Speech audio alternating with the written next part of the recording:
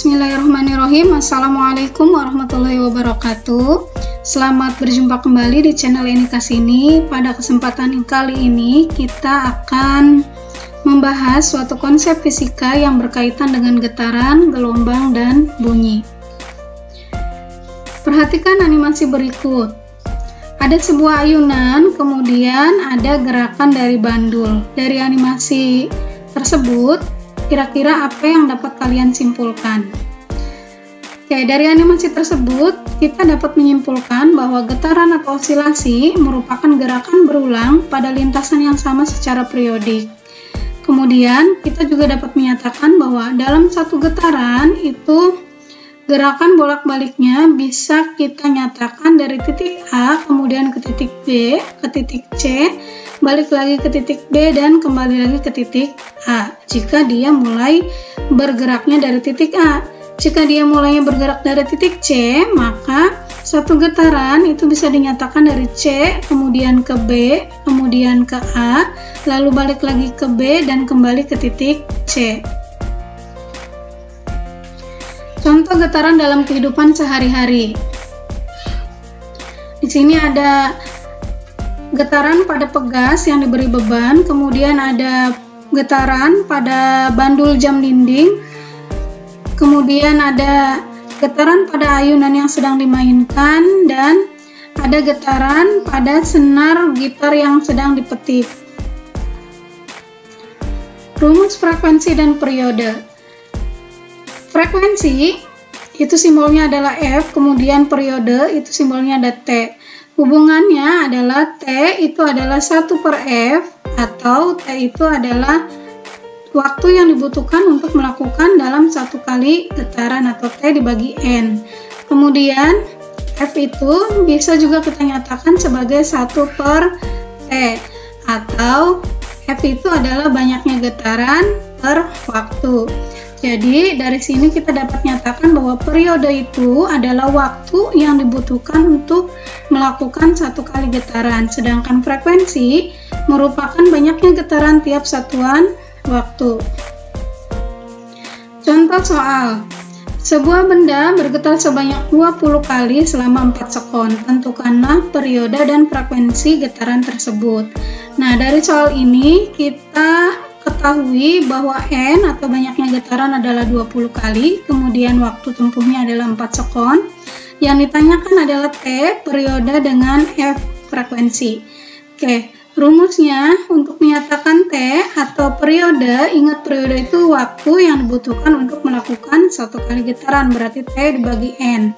Maka T-nya adalah 4 dibagi 20. Kita sederhanakan semuanya dibagi 4, berarti tinggal 1/5 atau 0,2 sekon. Kemudian frekuensinya adalah banyaknya getaran tiap satuan waktu. Getarannya 20, waktunya 4, berarti 20 bagi 4 itu 5. Jadi frekuensinya adalah 5 Hz. Oke. Selanjutnya getaran harmonis. Getaran harmonis yang akan kita bahas di sini ada dua. Yang pertama pada bandul. Oke, di sini ada getaran harmonis pada bandul. Biasanya yang akan kita bahas di getaran harmonis itu adalah periode dan frekuensi. Pada bandul, faktor yang mempengaruhi besarnya periode dan frekuensi pada bandul itu yang pertama, di sini ada L. L itu adalah panjang tali, kemudian G itu adalah nilai gravitasi bumi. Jadi yang mempengaruhi getaran pada bandul itu panjang tali dengan gravitasi bumi. Semakin panjang talinya makin panjang, berarti kan dia gerakannya makin lambat. Kalau gerakannya makin lambat, berarti T-nya makin besar.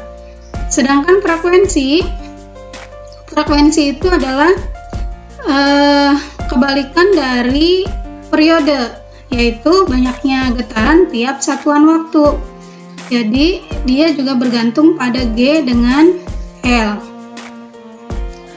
Selanjutnya pegas. Getaran pada pegas, faktor yang mempengaruhinya beda dengan pada bandul. Di pegas, faktor yang mempengaruhinya di sini ada M dengan K. M itu adalah massa beban, sedangkan K adalah konstanta atau karakteristik dari pegasnya. Jadi, kalau pada bandul di sini massa bandul itu tidak mempengaruhi periode dengan frekuensi karena di sini tidak ada M-nya. Sedangkan pada pegas, massa beban itu sangat mempengaruhi periode dan frekuensi. Contoh soal. Sebuah bandul matematis memiliki panjang tali 64 cm dan beban massa sebesar 200 gram. Tentukan periode getaran bandul matematis tersebut. Gunakan percepatan gravitasi bumi yang nilainya G sama dengan 10 meter per sekon kuadrat. Oke, untuk menyatakan di sini yang ditanyakan periode getaran, berarti T ya. T sama dengan 2pi akar L per G karena pada bandul. Oke. Ini perumusannya, tinggal kita masukkan di sini. Cuman ini nanti dikonversi dulu dari cm ke meter, berarti 64 cm dirubah ke meter itu jadi 0,64 meter. Kemudian nilai gravitasinya G-nya ya 10 yang kita pakai. Jadi di sini 2pi akar 0,64 jika kita urai itu sama saja dengan 64 dibagi 100. Ya, biar enak. Berarti tinggal di sini 10 tetap dari sini dikali 10. Jadi 64 kalau kita akarkan nilainya jadi 8, ini tetap 2pi-nya. Kemudian akar dari 100 itu 10. Akar 10 tetap di sini akar 10. Kemudian 8 dikali 2 itu 16. 16 bagi 10 berarti 1,6. Berarti sini 1,6 pi dibagi akar 10. Nah, akar 10 ini boleh kita kalikan ke sini, tapi di sininya dibagi lagi 10. Jadi 1,6 pi dibagi 10 itu hasilnya 0,16 pi dikali akar 10 sekon. Jadi di sini massa beban yang 200 gram ini tidak mempengaruhi periode dan frekuensi suatu ayunan. Yang hanya mempengaruhinya itu adalah panjang tali dan gravitasi. Kemudian gelombang. Gelombang itu adalah getaran yang merambat. Jenis gelombang itu dibagi, yang pertama berdasarkan arah getarnya, gelombang itu dibagi menjadi gelombang transversal, yaitu gelombang yang arah getarnya itu tegak lurus dengan arah rambatannya. Sini ada contoh gambarnya, jadi arah getarnya ke atas, arah geraknya atau arah rambatnya ke sana, berarti dia membentuk sudut 90 derajat atau tegak lurus. Kemudian ada jenis kedua yaitu gelombang longitudinal. Gelombang longitudinal itu adalah gelombang yang arah getarnya sejajar dengan arah rambatnya. Arah getarnya ke sana, arah rambatnya juga sama. Kemudian berdasarkan mediumnya, gelombang dibagi menjadi gelombang mekanik dan gelombang elektromagnetik. Gelombang mekanik itu yang membutuhkan medium, elektromagnetik yang tidak membutuhkan medium. Contoh pada gelombang mekanik yaitu gelombang pada air atau gelombang pada bunyi. Sedangkan gelombang elektromagnetik contohnya adalah gelombang radiasi, gelombang cahaya, dan lain-lain. Contoh gelombang mekanik. Di sini ada gelombang air yang membutuhkan medium ya. Ini mediumnya air, kemudian gelombang bunyi, ini mediumnya adalah udara sehingga suara kita bisa sampai ke telinga orang sehingga bisa kita mendengar segala sesuatu hal. Kemudian ada gelombang tali, kemudian ada gelombang selingki atau pegas. Nah, untuk gelombang transversal ini cirinya biasanya ada bukit, ada lembah. Harus diketahui bahwa satu panjang gelombang itu terdiri dari satu bukit dan satu lembah. Jadi panjang gelombang itu dari titik A ke titik E. Jika dari titik C ke E berarti itu hanya setengah gelombang. Kemudian Untuk gelombang longitudinal itu cirinya ada rapatan, ada renggangan. Satu panjang gelombang atau satu lambda ini adalah satu rapatan ditambah dengan satu renggangan. Jika renggangannya saja atau rapatannya saja berarti dia nilainya adalah setengah lambda. Kemudian untuk menentukan cepat rambat gelombang itu rumusnya V sama dengan lambda dibagi periode, atau V itu sama dengan lambda dikali frekuensi, di mana keterangannya adalah V cepat rambat gelombang satuannya meter per sekon, kemudian lambda itu panjang gelombang satuannya meter, T itu periode satuannya sekon, dan frekuensi itu simbolnya F satuannya Hz atau Hz. Contoh soal, seutas tali digetarkan sehingga membentuk gelombang seperti gambar berikut. Berapakah cepat rambat gelombang tersebut? Oke, kita ketahui di gambar ini bahwa satu gelombangnya ini ya dari puncak kemudian ke puncak lagi, berarti dia satu gelombang. Ini jarak tempuhnya adalah 2 meter atau lambdanya 2. Kemudian satu gelombang waktu yang dibutuhkannya di sini 0,5, berarti T-nya 0,5 sekon. Tinggal kita hitung V sama dengan lambda dikali frekuensi. Frekuensi itu adalah 1 per T, berarti lambdanya 2. Tinggal kita bagi ya, ini dibagi, berarti dibagi T, T-nya 0,5, 2 dibagi 0,5, jawabannya adalah 4 meter per sekon. Jadi yang betul adalah yang D. Bunyi. Bunyi adalah gelombang yang merambat, yang berasal dari getaran sumber bunyi. Sumber bunyi adalah benda yang mengalami getaran. Kemudian medium perambatan bunyi itu bisa berupa zat padat, cair, dan gas.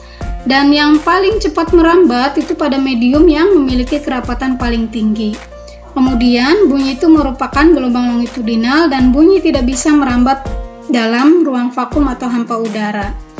Frekuensi bunyi itu kita kenal ada 3, ada infrasonik yang nilainya kurang dari 20 Hz, kemudian audiosonik ini yang biasa kita dengar nilainya dari 20 Hz sampai 20 kHz atau 20.000 Hz. Ultrasonik yang nilainya di atas 20 kHz atau 20.000 Hz. Tinggi rendahnya bunyi itu bergantung pada frekuensi, sedangkan kuat lemahnya bunyi tergantung pada amplitudo. Jenis-jenis bunyi berdasarkan sifat dan frekuensinya itu kita kenal dengan istilah yang pertama nada. Nada itu adalah bunyi yang frekuensinya beraturan. Kemudian ada desa. Desa itu bunyi yang frekuensinya tidak beraturan. Ada juga gaung atau kerdam. Bunyi pantul yang sebagian datang bersamaan dengan bunyi asli. Kemudian gema. Gema itu adalah bunyi pantul yang datangnya setelah bunyi asli. Intensitas bunyi. Intensitas bunyi adalah energi yang dipindahkan persatuan luas persatuan waktu, atau bisa juga dinyatakan dengan daya persatuan luas yang tegak lurus pada arah cepat rambat gelombang. Intensitas bunyi simbolnya adalah I. Jadi dari pengertian ini kita nyatakan bahwa I sama dengan P dibagi A, atau luas penampangnya bisa kita ganti dengan 4πr². Kemudian dari perumusan ini bahwa dapat kita ketahui bahwa I dengan R itu berbanding terbalik. Jadi dapat kita nyatakan bahwa I2 itu kalau dibandingkan dengan I1 itu sama saja dengan R1 kuadrat dibagi dengan R2 kuadrat. Taraf intensitas bunyi. Taraf intensitas bunyi dapat diartikan dengan tingkat kebisingan suatu bunyi pada pendengaran manusia. Jadi secara fisika, taraf intensitas bunyi itu merupakan perbandingan nilai logaritma antara intensitas bunyi yang diukur dengan intensitas ambang pendengaran, di mana intensitas ambang pendengaran yang bisa kita dengar itu nilainya 10⁻⁻12 watt per meter kuadrat, di mana satuan taraf intensitas bunyi itu adalah desibel atau dB. Nah, untuk menghitungnya bisa kita gunakan TI, taraf intensitas sama dengan 10 log I dibagi I0, di mana TI-nya itu satuannya desibel. Ini untuk sumber bunyi yang satu buah. Sedangkan jika sumber bunyinya banyak, maka kita gunakan rumus yang kedua. TI sama dengan TI1 ditambah 10 log N. N di sini adalah menyatakan banyaknya sumber bunyi. Oke, kemudian bisa juga taraf intensitas hubungannya dengan jarak. Bisa kita gunakan perumusannya adalah TI2 sama dengan TI1 ditambah 10 log R1 dibagi R2, ini dikuadratkan, atau perumusan ini bisa kita konversikan bentuknya menjadi TI2 sama dengan TI1, ini duanya pindah ke sini, kita kalikan jadi 20 log R1 dibagi R2. Atau perumusan yang ini juga bisa kita tuliskan menjadi TI2 sama dengan TI1 dikurangi 10 log. Ini min karena di sininya dibalik. R2 dibagi R1 ininya dikuadratkan, atau bisa juga kita rubah ini yang dua ininya kita kalikan ke sini jadi TI2 sama dengan TI1 min 20 log R2 dibagi R1. Oke, ini hanya menyatakan perubahan bentuk saja. Untuk penggunaan di soalnya, pilih salah satu yang nyaman dipakai. Kemudian contoh soal mengenai intensitas bunyi. Di sini ada titik A berada 9 meter dari suatu sumber bunyi dan titik B berada 27 meter dari titik A. Perbandingan intensitas bunyi di titik B dan intensitas bunyi di titik A adalah, kayak di sini ada ilustrasinya, ini sumber bunyi. Titik A itu adalah 9 meter dari sumber bunyi, kemudian dari A ke titik B itu jaraknya adalah 27 meter. Nah, kira-kira intensitas bunyi yang didengar di titik A dengan di B itu berapa perbandingannya? Oke, kita ingat bahwa I, intensitas bunyi itu berbanding terbalik dengan jarak. Jadi tinggal kita rumuskan, perumusannya adalah I1 jika dibandingkan dengan I2, maka di sini adalah R2 dibagi R1, ini dikuadratkan. Oke, tinggal kita masukkan R2-nya. Berarti R2-nya ditambah ya, ini 9 ditambah 27 berarti 36. 36 dibagi 9 itu semuanya dibagi 9, berarti di sini dibagi 9 berarti 4 ya. 36 dibagi 9 itu 4, 9 bagi 9 itu 1. 4 dikuadratkan itu 16, 1 dikuadratkan tetap 1. Berarti perbandingannya di titik A dengan di titik B adalah 16 bagi 1. Jadi kalau di titik A kekuatannya adalah 16, kemudian di sini kekuatannya hanya 1. Contoh soal berikutnya, jika intensitas bunyi sebuah mesin adalah 10 pangkat min 9, tentukan taraf intensitas bunyi jika terdapat 10 mesin yang sama. Oke, di sini diketahui mesinnya ada 10, di mana taraf intensitasnya itu adalah 10 pangkat min 9. Untuk menyatakan taraf intensitas dengan jumlah mesin 10, kita hitung dulu taraf intensitas untuk satu mesinnya berapa. Berarti perumusannya adalah TI sama dengan 10 log I dibagi I0.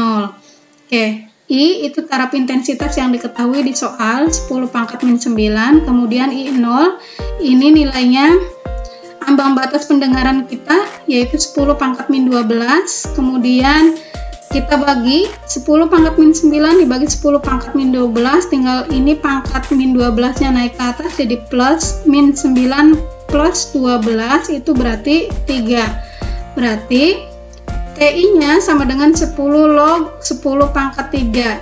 10 log pangkat 3 itu sama saja dengan 10 log 1000. Log 1000 itu 3, berarti tinggal 10 dikali 3 yaitu 30 desibel.